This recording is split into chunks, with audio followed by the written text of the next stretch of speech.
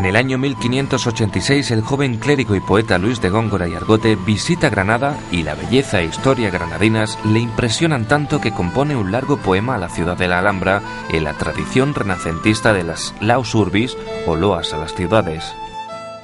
Que este romance se hizo muy popular, muy famoso y llegó a provocar incluso celos y envidias en Córdoba, y debido a eso tuvo que él escribir un soneto a Córdoba justificándose por haber dedicado a Córdoba un soneto cuando a Granada había dedicado un romance de 236 versos. Es una curiosidad de la época.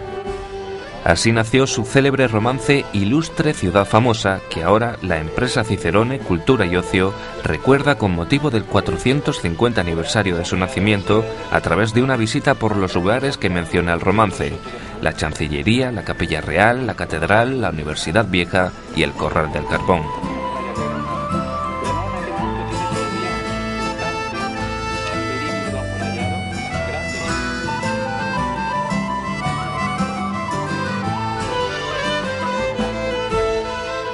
Mientras muestra los lugares a los visitantes, el guía va contando algunas anécdotas que acompañan, enriquecen y ayudan a comprender el poema de Góngora. Miren cómo terminó de construirse la Chancillería de Granada. En una ocasión un caballero de Granada, Hernán Pérez del Pulgar, estaba enseñando la Chancillería como Cicerone a un amigo suyo, y entonces se encontraron como un oidor de la Chancillería, y este hombre no se descubrió. ¿Cómo es que no os descubrís? Tenéis que descubriros ante un oidor de su majestad. No, porque yo tengo privilegio de estar cubierto ante el rey, le dijo Hernán Pérez del Pulgar. Soy privilegio de caballero cubierto ante el rey. Y entonces dijo, quizás tengáis ese derecho ante el rey, pero no ante un oidor. Total, que el asunto empezó a inflarse tanto que el propio rey Felipe II dijo, no, tú tienes que descubrirte ante un oidor de la Chancillería. Le pusieron una multa, y con esa multa se costeó la escalera de la Chancillería, que tiene elementos de jaspe.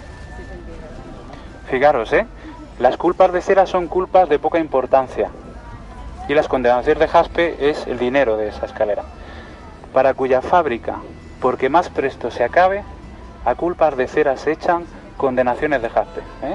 Fijaros cómo Góngora estaba al tanto de los chismorreos y de los cotilleos de la ciudad de Granada.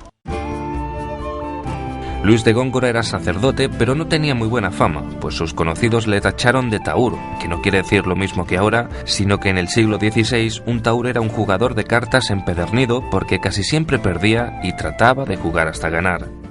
Un Góngora pues muy mundano, no como podríamos imaginar un clérigo, era bastante mundano, le acusaban de andar muy de mozo, cosa que no debía ser en su condición de clérigo, y deciros que el propio Quevedo pues le va a acusar de que más que clérigo le gustan más las mancebías y los garitos que dar misa.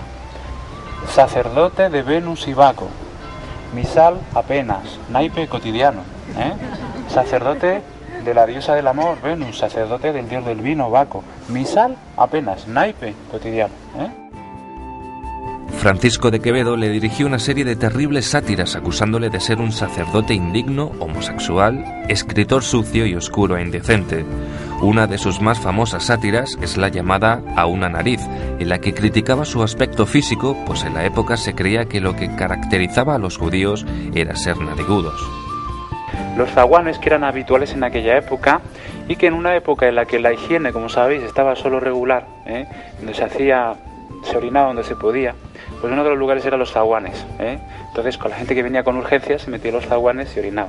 Entonces, una anécdota de Francisco de Quevedo, el archienemigo de Manuel de Góngora, de Lope de Góngora, de Luis de Góngora, nos comenta que en una ocasión Quevedo pues tenía la costumbre, cuando pasaba por Madrid, tenía urgencia, pues se metía en un zaguán y orinaba, ¿no? Entonces el dueño, ya un poco harto de aquel hombre que siempre entraba allí, se le ocurrió poner una cruz y un letrero debajo que ponía: donde se ponen cruces no se mea. Qué sorpresa al día siguiente cuando baja este señor y ve que de nuevo han orinado, que pone: donde se mea no se ponen cruces.